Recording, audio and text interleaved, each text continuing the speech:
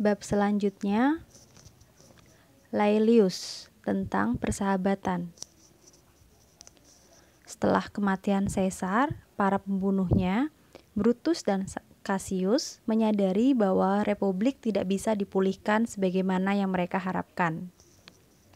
Mereka meninggalkan Roma dan tak pernah kembali, berlayar ke timur menuju Italia pada Agustus tahun 44 sebelum Masehi. Dan Marcus Antonius langsung mengambil alih kekuasaan diktator. Pada tanggal 17 Juli, Cicero yang muak dengan kondisi negara bersiap berlayar menuju Athena dari Pompei, menyebabkan kemarahan Atticus yang menghinanya karena meninggalkan negaranya. Akan tetapi, dalam perhentiannya di pelabuhan Velia atau Elea di Italia Selatan, Cicero mengetahui bahwa Senat Roman mengadakan pertemuan pada tanggal 1 September. Sehingga dia kembali ke ibu kota dan pada hari setelahnya dia menertibkan rangkaian tulisannya yang berjudul Philippics atau kritik keras untuk Antonius. Sebelumnya, selama bulan-bulan yang penuh kesedihan, Cicero menyusun esai Laelius on Friendship atau tentang persahabatan. Seperti tulisan pendampingnya yang juga baru diterbitkan dan berjudul Cato the Elder atau On Old Age atau Cato Sang Tetua tentang usia tua. On Friendship didedikasikan untuk sahabatnya Atticus, orang terpercaya, seorang bankir dan penerbit. Dan tulisan ini ditulis dalam bentuk diskusi. Peristiwa yang ditulis Cicero adalah pada tahun 129 sebelum Masehi, dan dia menyatakan bahwa mendengar inti kisahnya dari Quintus Mucius Scaevola dari Augur, yang pernah menjadi gurunya ketika dia masih muda dan menjadikannya salah satu partisipan dalam debat mengenai On the Orator atau tentang orator. Volume tersebut diterjemahkan di bagian lain buku ini. Dalam Laelius on Friendship, Scaevola mengambil salah satu peran kecil.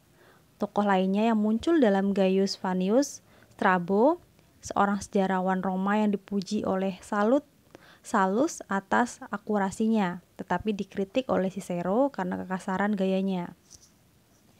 Kedua orang ini adalah menantu lelaki dari Gaius Laelius Sapiens yang tersohor. Penggambaran mengenai dirinya mengisi sebagian besar dari tulisan ini.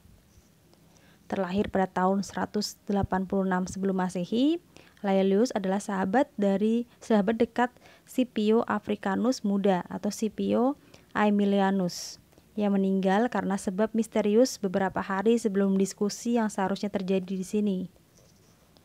Saat menjadi praetor dan penguasa Hispania dekat, Laelius bertugas dengan sukses dalam menghadapi pemberontak dari Lusitania,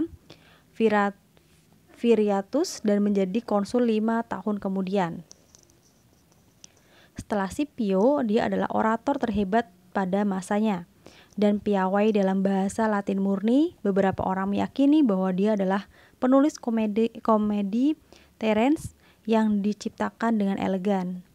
Gelar Sapiens dan si orang bijak didapatkan karena pengetahuannya, terutama dalam filsafat yang dia pelajari dari Diogenes, penganut Stoik dan Babilonia, dan Panaetius dari Rhodos. Karakter Laelius dipuji karena kebijaksanaannya. Laelius on Friendship pada masa terdahulu adalah salah satu karya terlaris di Eropa dan memberikan pengaruh besar terutama kepada Dante. Namun daya tariknya bukan hanya pada pengaruhnya dari masa ke masa, tetapi kepada kualitas dalam karya ini sendiri. Bagi kita yang mungkin telah dipengaruhi ajaran Kristen mengenai kasih terhadap sesama, tulisan ini seringkali terkesan terlalu penuh perhitungan atau setidaknya sangat realistis. Namun bagi orang-orang Roma yang meyakini persahabatan sebagai urusan rumit yang dipenuhi balas jasa dan menjadi dasar untuk kehidupan perpolitikan mereka, jelas sekali Cicero menghadirkan pendekatan yang lebih menohok dan idealis daripada mereka. Cicero berkata bahwa persahabatan adalah peraturan kebaikan yang bersumber pada pertolongan yang saling menguntungkan. Tetapi persahabatan juga bersandar pada pondasi yang lebih tinggi, yaitu perasaan memiliki tujuan bersama. Dia telah membaca Lysis karya Plato dan Nicomachean Ethics atau Etika Nicomacheia karya Aristoteles untuk topik ini. Dan secara khusus dia mempelajari monografi persahabatan yang ditulis oleh murid penting Aristoteles, Theophrastus. Tetap saja Cicero menulis demi masyarakatnya sendiri dan kekacauan pada masanya, dan memikirkan tanpa beberapa pembahasan dalam karya tulis Theophrastus yang tajam, bagaimana persahabatan pribadi bisa dibandingkan dengan oposisi politik yang tak terhindarkan pada masa seperti itu. Namun persahabatan adalah topik yang universal. Membaca karya tentang sahabat yang cerdas dan sangat setia untuk topik ini adalah sesuatu yang berharga untuk kapanpun dan dimanapun. Belum pernah ada seseorang yang membahas persahabatan dengan cara yang sangat mengesankan. Bagi kita, diskusi berikut ini memiliki kekurangan, yaitu keterbatasannya pada hubungan antara pria, dan keterbatasan yang sama tentu juga muncul dalam sumber utama Cicero, sebagaimana pada tulisan-tulisan Yunani lainnya. Karena inilah hubungan sosial yang benar-benar penting dan mempengaruhi kehidupan perpolitikan masyarakat.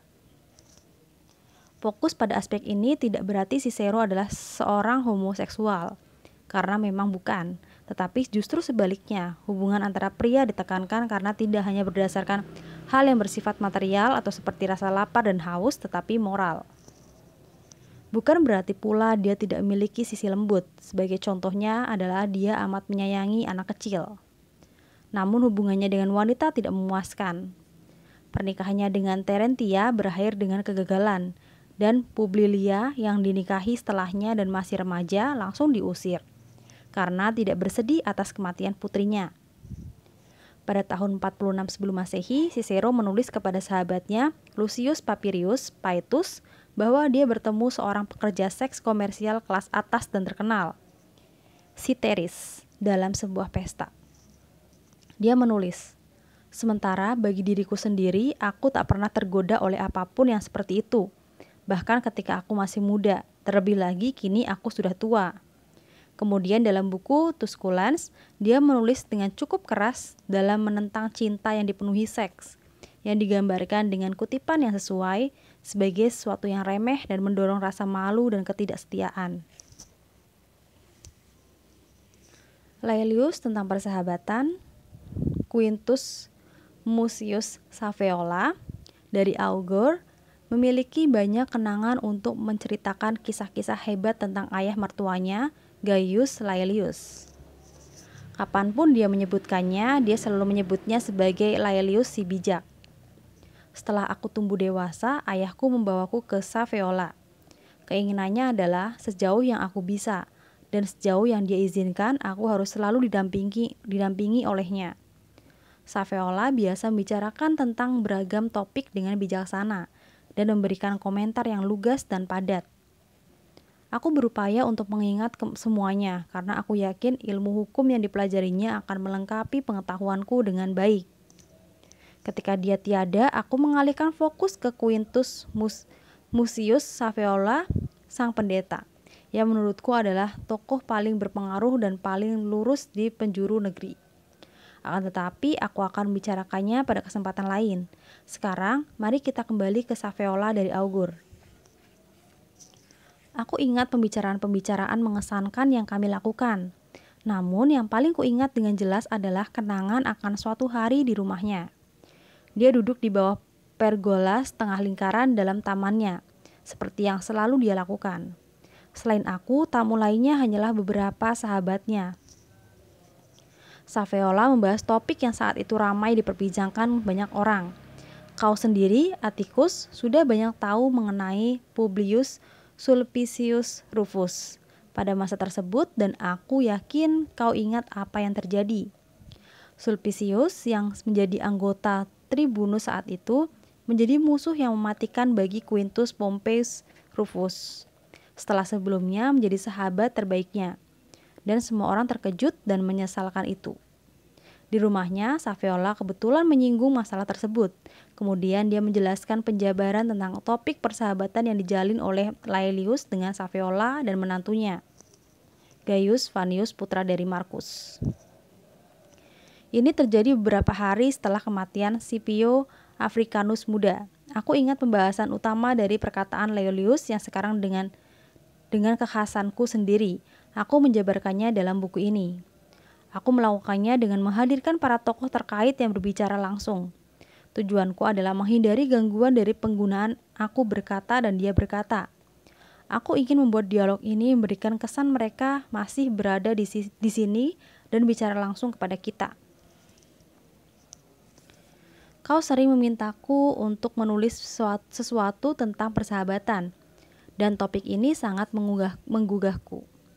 Persahabatan adalah sesuatu yang harus dipertimbangkan oleh semua orang, dan tema ini sangat cocok untuk orang-orang yang amat akrab seperti kau dan aku. Karena alasan-alasan ini, aku menyambut baik saranmu. Aku pun berharap bahwa tulisan ini yang merupakan hasil gagasan darimu akan berguna tidak hanya untukmu tetapi juga orang-orang lain. Ketika aku menulis Cato the Elder, An Old Age, atas permintaanmu, aku menulis Cato sebagai pembicara utama yang sudah sangat tua. Bagiku, dia adalah orang yang paling cocok untuk membicarakan masa tua dalam hidup, karena sudah banyak makan asam garam kehidupan. Dan ia tokoh yang sangat termasyhur untuk kalangan seusianya. Akan tetapi, terkait dengan topik kali ini, kita telah mendengar dari para leluhur bahwa persahabatan yang dijalin Gaius Laelius dengan Scipio Africanus sungguh mengesankan. Dengan demikian, menurutku Laelius adalah karakter yang cocok untuk menyampaikan pendapatnya tentang persahabatan. Dan menurut ingatan Saviola, Laelius memang benar-benar pernah membahas topik ini. Pembahasan untuk topik seperti ini terasa sangat mengena ketika keluar dari mulut seorang tokoh generasi sebelumnya, terutama jika tokoh tersebut merupakan orang terpandang.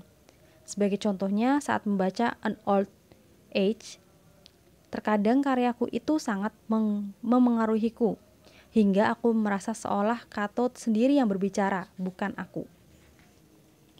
Dalam buku tersebut, tema kutuangkan dalam bentuk dialog seorang pria tua dengan seorang lainnya. Sekarang dengan cara yang sama, aku menulis tentang persahabatan antara dua orang. Dalam karya-karyaku sebelumnya, seperti yang telah kukatakan, pembicaraannya adalah Cato, yang termasyhur pada masanya dan tidak kalah berbakat. Laelius, pembicara utama dalam tulisan ini, adalah sosok dengan kebijaksanaan yang mengagumkan. Dia terkenal karena hal itu, tetapi dia juga memberikan banyak contoh untuk pembahasanku mengenai persahabatan. Jadi aku memohon kepadamu untuk melupakanku sementara ini, dan bayangkan Laelius yang sedang berbicara. Dalam alur waktu tulisan ini, Africanus baru saja tiada, dan Gaius Fannius serta Saviola dari Augur datang menemui ayah mertua mereka, Laelius. Kedua pengunjung ini mulai berdialog, dan Laelius akan menjawab. Dia akan menjabarkan panjang lebar tentang persahabatan. Bacalah perkataannya dan kau akan memahaminya sendiri. Fannius, Laelius, saat kau berada bahwa tidak ada orang yang lebih baik dan lebih termasyhur selain Africanus, kau memang benar. Tetap saja kau harus menyadari bahwa sosok yang kini menjadi panutan bagi orang banyak adalah dirimu sendiri. Orang-orang menyebutmu orang bijaksana dan mereka melakukannya dengan sangat yakin. Belum terlalu lama juga, gelar itu merupakan sebutan mereka untuk Cato. Dan kita tahu bahwa Lucius Acilius juga digambarkan seperti itu pada masa generasi ayah kami. Akan tetapi, gelar mereka diberikan untuk alasan yang berbeda.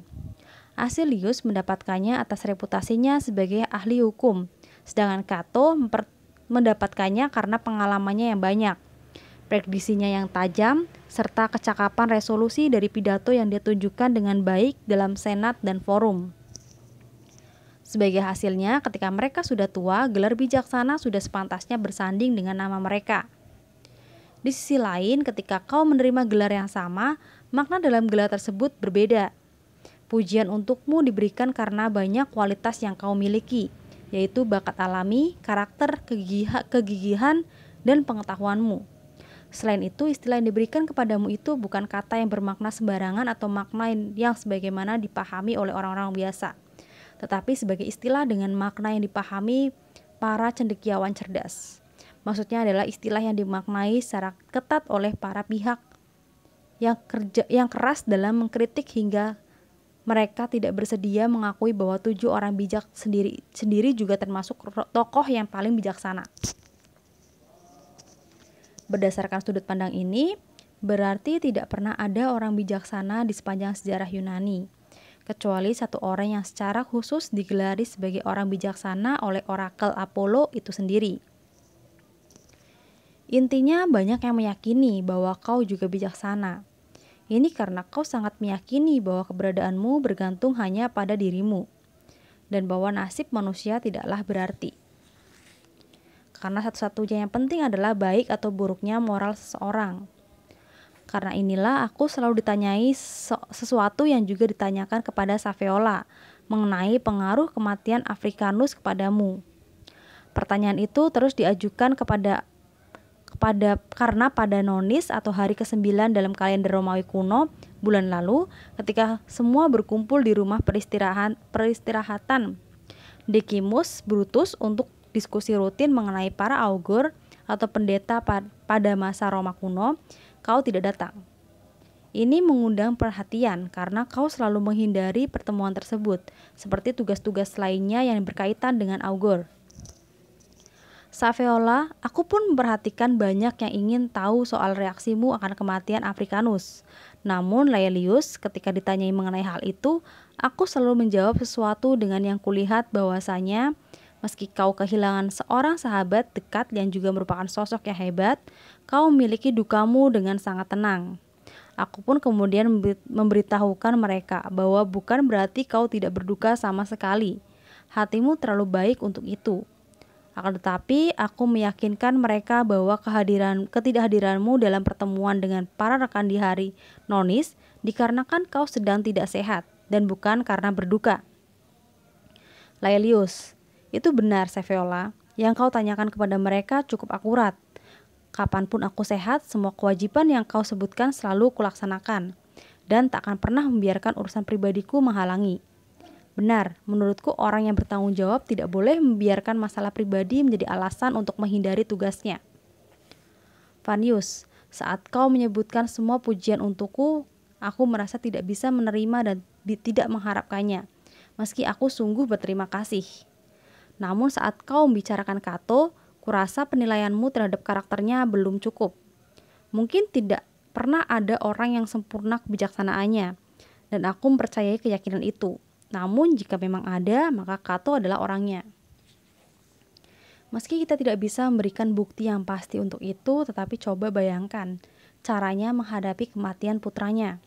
Aku ingat ketika Paulus mengalami kehilangan yang sama, dan aku sendiri menemui Galus ketika dia kehilangan sosok terkasihnya. Namun para putra meninggalkan mereka masih anak-anak, sedangkan putra Cato adalah pria dewasa yang telah menunjukkan bakatnya. Aku sendiri merasa Cato pantas mendapatkan posisi teratas, bahkan tidak di bawah sosok yang digelari Apollo sebagai orang paling bijaksana di dunia, seperti yang tadi kau katakan. Lagi pula, orang yang dipuji oleh Apollo hanya dihormati atas perkataannya, sedangkan Cato dihormati karena perbuatannya. Mari kembali ke diriku, biar ku jelaskan kedua posisiku, dan yakinlah bahwa yang akan kukatakan ini sangat tepat. Jika kalian kuberitahu bahwa kematian Scipio tidak membuatku sedih, para filsuf mungkin bisa menilai apa ini merupakan reaksi yang tepat, tetapi bagaimanapun itu tidak benar. Tentu saja aku sedih. Aku telah kehilangan sahabat yang tak akan bisa kutemui lagi.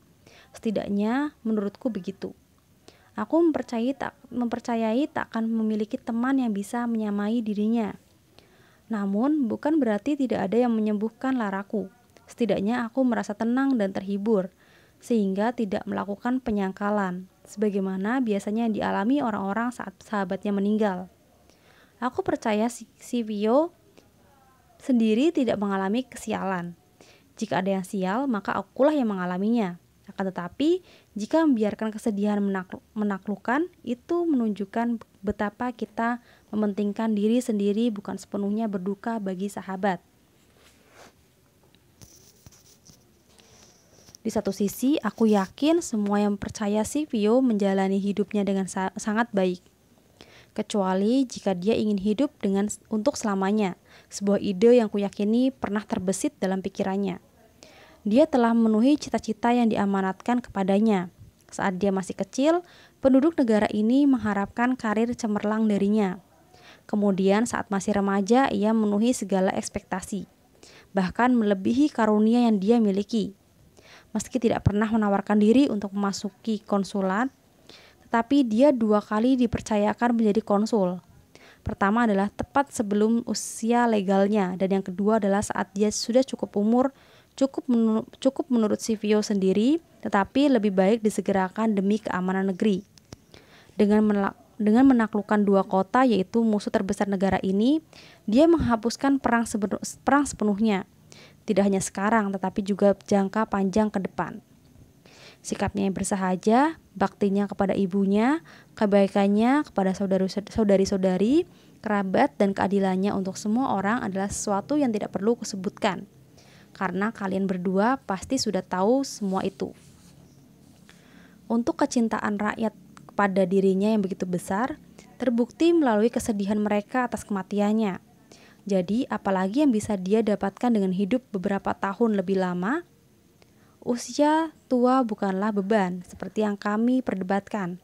Aku, Cato, dan Scipio setahun sebelum dia meninggal. Memang usia tua menurunkan semangat kita yang berapi-api, tetapi itu tidak pernah sirna dalam Scipio. Kehidupannya dipenuhi dengan kekayaan dan kemasyhuran, hingga rasanya tidak perlu lagi ada yang ditambahkan. Kematiannya pun demikian mendadak hingga dia tak sempat merasakan sakitnya. Sulit untuk berpendapat mengenai cara meninggalnya. Kalian tahu apa spekulasi orang-orang. Namun ada satu hal yang pasti. Selama hidupnya dia menikmati popularitas dan kebahagiaan. Namun yang paling berkesan adalah pada hari terakhirnya.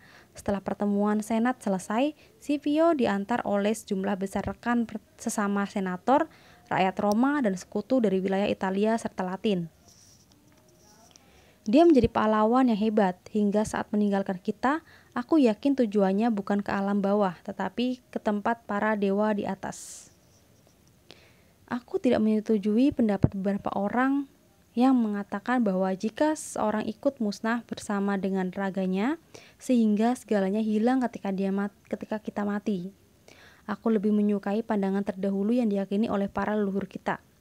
Mereka selalu melakukan penghormatan kepada yang sudah meninggal, sesuatu yang tak akan mereka lakukan andai mereka percaya bahwa seseorang sepenuhnya hilang ketika dia meninggal. Kepercayaan serupa juga diyakini oleh para penduduk semenanjung, yang membawa perkembangan prinsip dan doktrin ke Yunani besar, sebuah wilayah yang kini hancur tetapi berjaya pada masa itu. Lagi pula ada satu tokoh yang sudah kita bicarakan, yaitu orang yang menurut orakel Apollo memiliki kebijaksanaan yang tidak tertandingi. Saat sebuah topik didiskusikan, dia selalu membahas satu pandangan, kemudian satu pandangan lainnya. Namun ada satu sudut pandang yang selalu dipertahankannya. Dia menyatakan bahwa jiwa manusia abadi. Ketika meninggalkan raga, dia meyakini jiwa punya kuasa untuk kembali ke surga. Dan semakin baik caranya menjalani hidup, semakin mudah jalan yang dia tempuh. Scipio juga berpendapat demikian. Dialog yang dia lakukan beberapa hari sebelum kematiannya seolah menandakan apa yang akan terjadi kepadanya.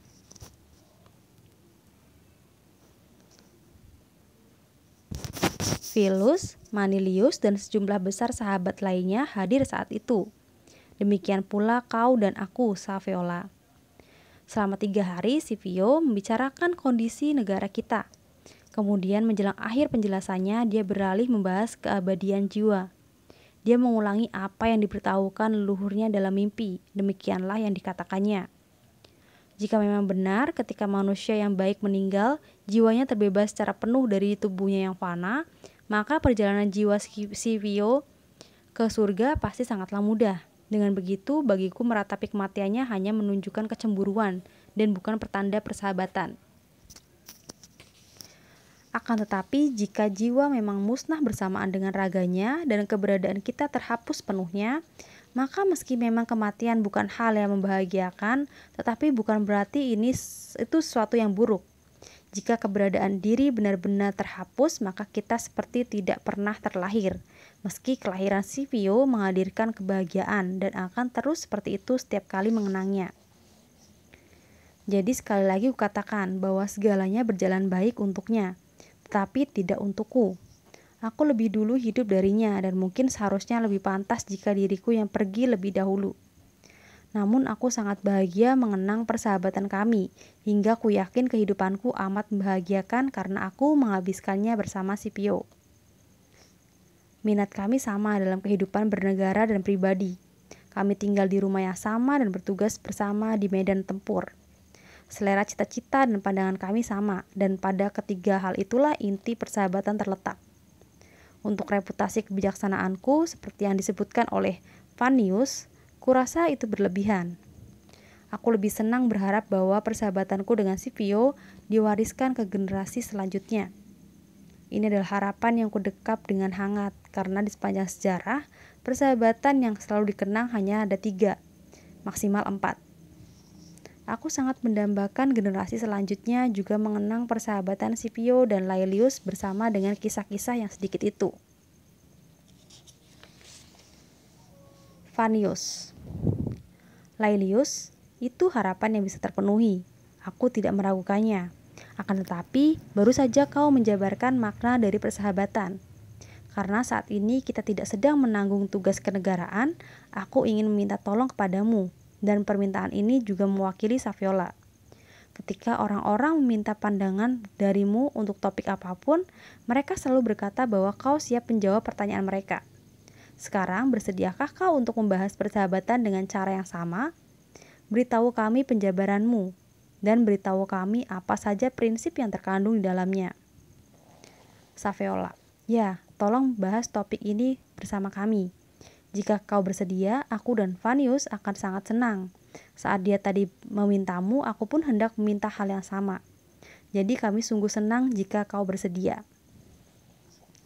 Laelius, aku bersedia memenuhi permintaan kalian, andai ku yakin mampu membicarakan hal yang penting. Tentu saja topik ini sangat menarik, dan seperti yang dikatakan Fannius, kita punya waktu luang. Namun pantaskah aku melakukan itu? Apa kualifikasiku? Orang-orang membahas isu ini biasanya para cendekiawan dan orang-orang Yunani. Mereka para pembicara yang merasa mampu menghadapi masalah apapun yang ada di hadapan mereka tanpa persiapan sedikit pun. Namun itu bukan untuk eksperimen dan memerlukan latihan.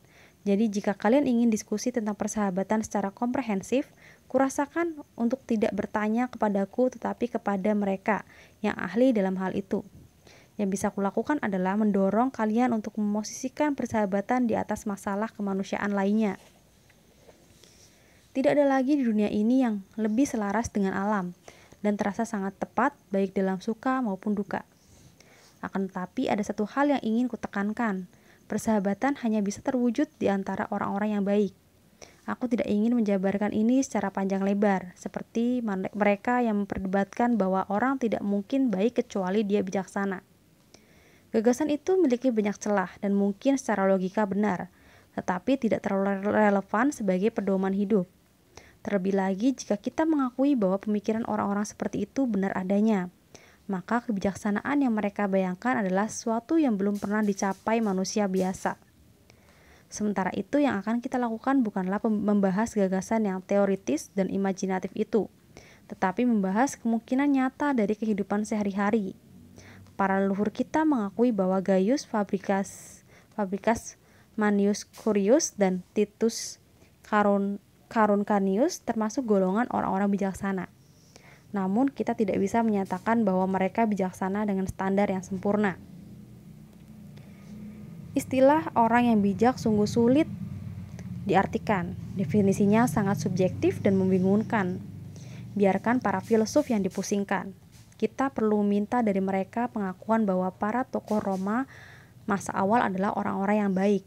Namun, mereka pun tidak mau mengakui itu, karena mereka bersikeras bahwa seseorang tidak mungkin baik kecuali dia bijaksana.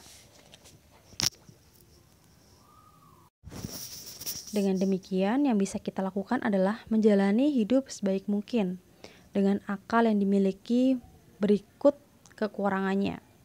Jadi mari kita bahas para tokoh dengan kehidupan dan perilaku yang mencerminkan kesetiaan, kejujuran, keadilan, dan kebaikan yang nyata. Tokoh dengan kecerdasan yang tidak tergoyahkan, seperti nama-nama yang telah kusebutkan. Dia seseorang yang tidak serakah, kasar, atau berpendirian lemah. Merekalah orang-orang yang secara keseluruhan dianggap baik. Kita harus setuju bahwa mereka berhak menerima anggapan seperti itu. Mereka pantas mendapatkannya karena sejauh yang mampu dilakukan manusia, mereka bersinergi dengan alam. Inilah pedoman hidup yang terbaik. Aku yakin alam sendiri adalah pencipta ikatan yang ada di antara manusia. Semakin dekat hubungan mereka, semakin kuat ikatannya. Karena itulah ikatan sesama penduduk lebih kuat dibandingkan dengan orang asing.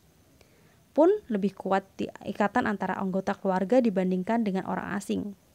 Bahkan di antara dua orang yang tidak saling mengenal, alam akan mendorong lahirnya perasaan untuk berkawan. Namun pandangan tersebut tidak memiliki dasar yang kuat. Persahabatan sejati lebih kuat dari persaudaraan, karena persaudaraan bisa ada tanpa hubungan timbal balik, sementara persahabatan tidak. Kalian bisa melihat kekuatannya jika menggunakan pandangan ini. Ikatan yang telah diciptakan oleh alam antara satu manusia dengan manusia lainnya tidaklah terhitung banyaknya. Tetapi persahabatan tidak hanya melampaui batas itu, tapi juga hanya bisa terwujud dengan pilihan dan seleksi. Sehingga perwujudannya biasanya hanya pada dua orang, atau paling banyak hanya beberapa. Persahabatan bisa diartikan sebagai sebuah perasaan utuh dari segala hal di surga dan di bumi, sebuah identitas yang diperkuat dengan hubungan timbal balik dan kasih sayang.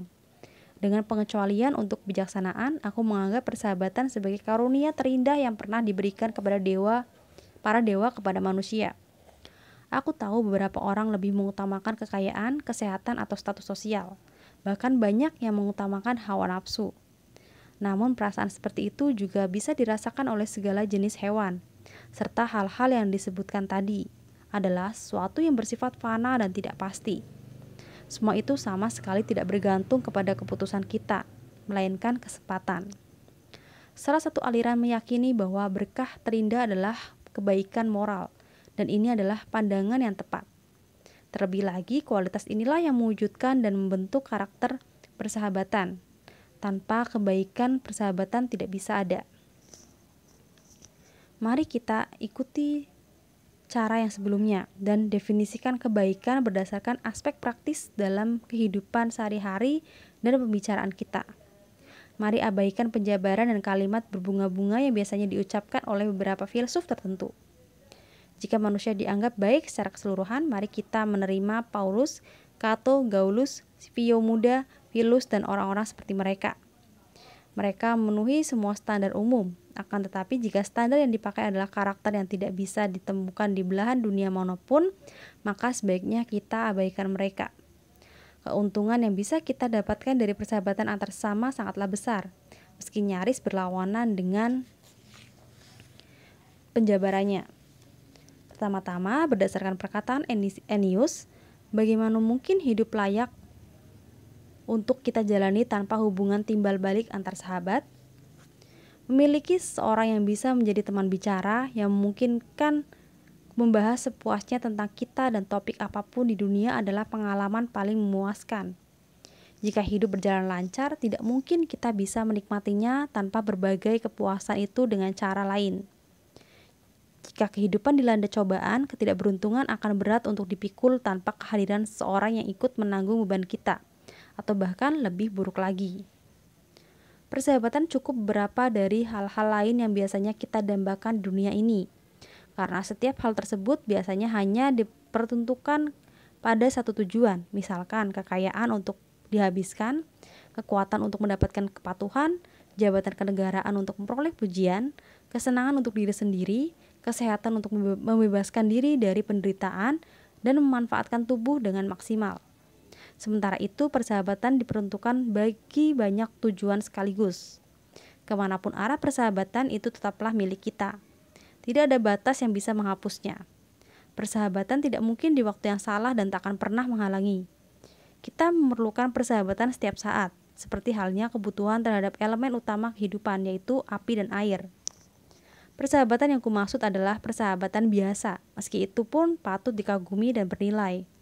Persahabatan yang kumaksud adalah jenis hubungan yang tulus, mengagumkan, dan jenis hubungan yang biasanya terjalin dalam persahabatan orang-orang tersohor yang langka. Maka persahabatan semakin menyejahterakan, menambah kemakmuran, dan membebaskan kita dari kesusahan dengan membagi dan berbagi beban. Ada satu lagi keuntungan yang sangat penting. Persahabatan sangatlah unik karena menghadirkan harapan untuk masa depan. Persahabatan tidak akan pernah membiarkan seorang ragu atau menyerah. Ketika seorang membayangkan sahabatnya, maka dia sedang memiliki refleksi di cermin. Meski sahabat itu tidak ada, kehadirannya tetap terasa. Betapapun miskinnya, dia tetap kaya. Betapapun lemahnya, dia tetaplah kuat. Bolehkah aku menjabarkan konsep yang lebih rumit? Bahkan meski dia mati, dia tetap hidup. Dia tetap hidup karena para sahabatnya masih menyayangi, mengenang, dan merindukannya. Itu berarti ada kebahagiaan bahkan dalam kematiannya, dan membuat keberadaan orang-orang yang ditinggalkan semakin berarti. Jika ikatan persahabatan dimusnahkan dari dunia, tak satu pun rumah atau kota bisa bertahan. Bahkan ladang-ladang tidak akan diolah. Jika itu terdengar berlebihan, cobalah bayangkan situasi ini. Bencana yang timbul akibat perselisihan dan kebencian. Ketika timbul perpecahan dan kebencian internal, tak ada rumah atau negara di dunia yang cukup kuat untuk menghindari kehancuran. Itu menunjukkan nilai dari situasi sebaliknya, persahabatan. Konon ada seorang terdidik dari Agrigentум yang menulis puisi indah dalam bahasa Yunani. Di dalamnya berisi nyanyian mengenai segala benda di alam dan semesta yang diam atau yang bergerak. Disatukan oleh persahabatan dan permusuhan yang memisahkan semuanya. Setidaknya ini menjadi salah satu perkataan filsuf yang patut dihargai dan dikagumi. Karena itulah ketika terjadi peristiwa yang mengharuskan seseorang untuk menghadapi bahaya demi seorang sahabat, tindakan itu disambut semua orang dengan pujian yang tinggi. Sebagai contohnya, ketika tamu dan temanku Marcus Pacuvius menggelar pertunjukannya yang terbaru, satu ketidaksengajaan membuat seluruh penonton bertepuk tangan riuh. Ketidaksengajaan itu adalah adegan raja yang dikonfrontasi oleh dua pria dan tidak diketahui siapa di antara mereka yang bernama Orestes. Pylades berkata bahwa dialah Orestes karena ingin menggantikan sahabatnya yang hendak dihukum mati. Akan tetapi Orestes yang asli terus bersikeras menunjukkan identitas aslinya. Seluruh penonton berdiri dan bersorak, meski itu hanya pertunjukan sandiwara. Bisa kita bayangkan bagaimana reaksi mereka di kehidupan nyata. Kejadian itu adalah kekuatan alam. Para penonton itu bertepuk tangan ketika seseorang melepas egonya untuk meraih kesempatan demi diri sendiri. Itu yang bisa kukatakan mengenai pandanganku atas persahabatan. Jika masih ada yang perlu dijabarkan, dan aku yakin pasti ada, sebaiknya kalian tanyakan itu kepada orang yang bisa mendiskusikan topik ini. Fannius, tidak, kaulah orang yang ingin kami tanyai. Seringkali aku mengajak bicara para ahli yang kau sebutkan, dan merasa pendapat mereka cukup bagus. Akan tetapi, pandanganmu akan topik ini berbeda dari mereka dan sangat unik. Saviola, kau pasti akan semakin yakin dengan pernyataanmu itu, Fannius. Andai kau ada di rumah peristirahatan Scipio sebelumnya, ketika mereka mendiskusikan masalah negara, Laelius memberikan pembelaan yang bagus tentang ide keadilan, sementara Philus memberikan argumen kontradiktif yang sangat baik. Fannius, Laelius pasti tidak kesusahan untuk membela keadilan karena tidak ada yang memiliki kualitas tersebut sebaik dirinya. Saviola, iya, dan itu berarti mudah baginya untuk mendukung persahabatan karena itu juga sesuatu yang telah diwujudkannya dengan kesetiaan, kegigihan, dan keadilan yang luar biasa. Dan kita tahu bagaimana dia dikagumi setelah melakukan semua itu. Laelius, aku diperdaya. Meski taktik dalam ini rapi, tetap tidak akan mengubah situasi sama sekali. Bagaimanapun penilaianku, strategi kalian sungguh jahat. Dan ketika dua menantu bersikeras meminta sesuatu, terutama demi hal yang berarti, memang tidak mudah untuk menolaknya. Seharusnya aku tidak mencoba melawan. Aku seringkali merenungkan persahabatan. Semakin kupikirkan, semakin kuat aku merasa bahwa ada satu pertanyaan yang harus dijawab. Apakah fakta bahwa kebutuhan manusia akan persahabatan berarti mereka lemah dan tidak berfungsi penuh? Jika demikian, maka tujuan utama manusia menjalin persahabatan adalah untuk saling bertukar jasa, yaitu memberi dan menerima keuntungan yang tidak bisa mereka peroleh atau berikan dengan kemampuan mereka sendiri. Namun, aku yakin urusan memberi dan menerima itu hanyalah satu ciri dan konsekuensi dari persahabatan. Lalu, bukanlah asal-muasalnya dari sesuatu yang sudah lama dan terhormat, sesuatu yang lahir secara langsung dan proses alam yang nyata, karena persahabatan terjalin oleh kasih, nyaris tidak memperhitungkan keuntungan. Asal kata persahabatan, amicitia adalah dari cinta atau amor. Seringkali kita mungkin melihat bagaimana seseorang mendapatkan keuntungan dengan berpura-pura menjadi teman. Sehingga alasan orang seperti itu berbuat baik adalah karena mereka ingin segera diuntungkan. Akan tetapi dalam persahabatan sejati tidak ada kepalsuan atau kepura-puraan di dalamnya. Persahabatan pasti dipenuhi ketulusan dan kebenaran. Karena itulah seorang harus menanamkan dalam dirinya bahwa persahabatan adalah dorongan alamiah dan bukan karena kita lemah. Dalam situasi apapun, persahabatan tidak bisa terjalin dengan perhitungkan potensi keuntungan. Persahabatan lahir dari rasa kasih sayang, dorongan dari hati.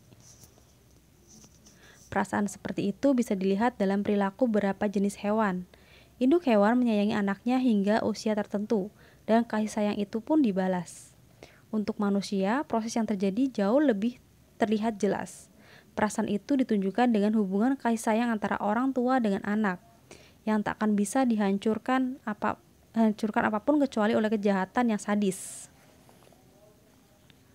Kasih sayang seperti itu juga terkadang timbul ketika kita melihat seseorang dengan kebiasaan dan karakter yang sangat memikat kita hingga kita memandangnya sebagai sosok yang penuh kebaikan dan kehebatan. Kebaikan memiliki daya tarik dan dorongan yang besar untuk terbangunnya kasih sayang. Orang-orang yang memiliki kebaikan bisa membangkitkan rasa kasih dalam diri, meski kita tak pernah menemuinya. Saat membayangkan Gaius Fabricius dan Manius Curius, hati terasa hangat, meski mereka hidup pada masa jauh sebelum kita.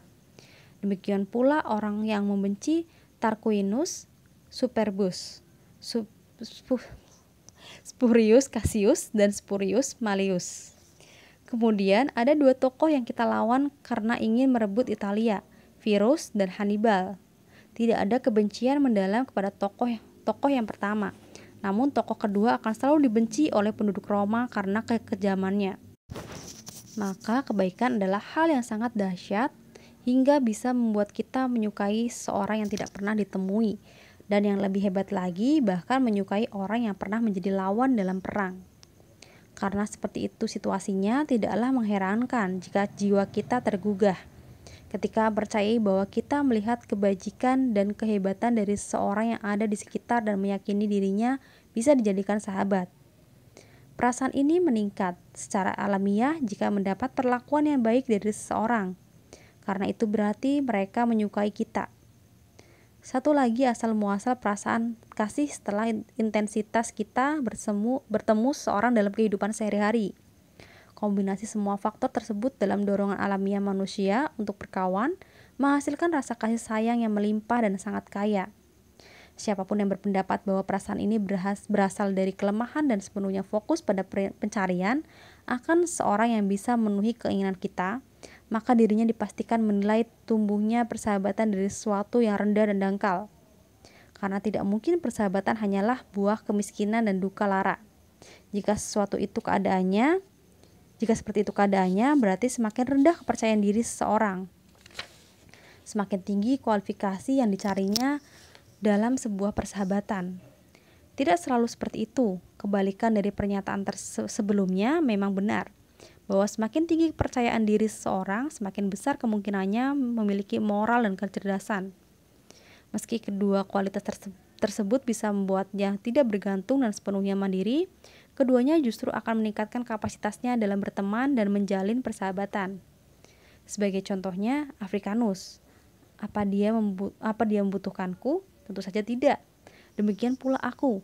juga tidak membutuhkannya. Aku tertarik kepadanya karena mengagumi kualitas dirinya, dan dia juga tertarik kepadaku karena menurutnya karakterku cukup baik. Semakin kami saling mengenal, perasaan bersahabat di antara kami tumbuh. Tentu saja hubungan kerja berperan secara praktis hingga skala tertentu. Akan tetapi terjalinnya persahabatan kami tidak menghiraukan hal-hal semacam itu sedikit pun. Ketika seseorang menunjukkan kebaikan dan kemurahan hati, tujuannya bukan hanya mengharapkan balasan. Kita tidak menyewakan pertolongan kita dan memasang suku bunga untuknya. Kita bersikap baik karena itu adalah hal wajar yang sudah seharusnya. Alasan kita menjunjung persahabatan adalah berkah, bukanlah karena kita berharap ada balasannya, tetapi terjalannya persahabatan itu sendiri sudah merupakan keuntungan. Pandangan ini pasti akan ditentang oleh siapapun yang senang mengukur segala sesuatunya berdasarkan aspek material.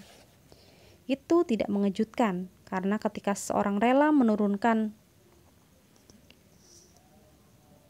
standar hingga serendah itu, tujuan yang sangat luhur dan tinggi adalah sesuatu yang tidak bisa mereka gapai. Jadi mari kita abaikan saja tipe orang seperti itu. Kuulangi, kita harus lebih baik dalam memaknai perasaan ketertarikan dan kasih terhadap sesama. Memahami bahwa hal itu merupakan dorongan alamiah dan didasari oleh adanya kelebihan pada orang lain.